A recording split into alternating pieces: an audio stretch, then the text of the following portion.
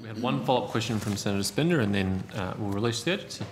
One matter I just forgot to follow up. My predecessor, Senator Leyonhjelm, at the last estimates, I think, raised the issue of workplace safety. Yes. And you quite rightly pointed out that you have various, I think, 6 indicators which don't go to that matter. However, your Act does have a general reference to promoting gender equality in the workplace, including equal remuneration, but not limited to equal remuneration.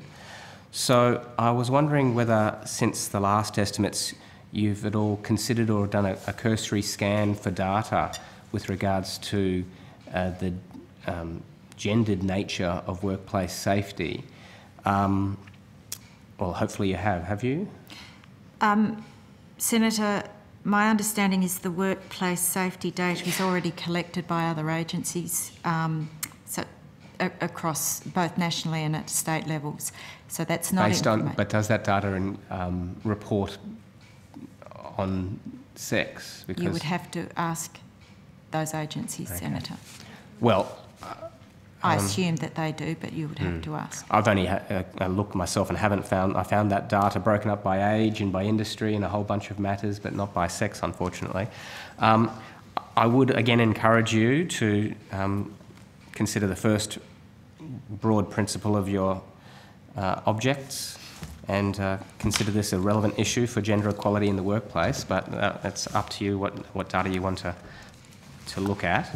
Could I just ask the Minister, related to 2 of the issues I've raised, given the fact that the Agencies Act seems a bit out of date in just completely treating as invisible non-binary Australians, such as intersex Australians, and also doesn't explicitly refer to safety as an important factor with regards to improvements in the workplace, would you care to state or take on notice a government position about the prospects for changing the Act to deal with both non-binary Australians and also workplace safety? I'm more than happy to take it on notice. You'll take it on notice, that's fine. Just one quick thing, Senator.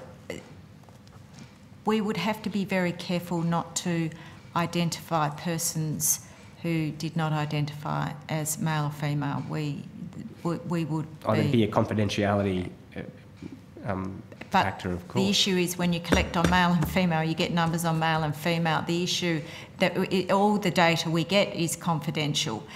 But when you have very small numbers, it may be easy to be able to identify persons in smaller organisations because they do not identify as male or female, and we would have to at all costs try and avoid that. So that would be, could compromise confidentiality, Senator. Right, you'd have to definitely take that into account in deciding what you could potentially do, but it's nonetheless a real issue. So I'd like you to take that on notice if you could, Minister. That'd be good. Of course. Thank you. Thank you, Senator.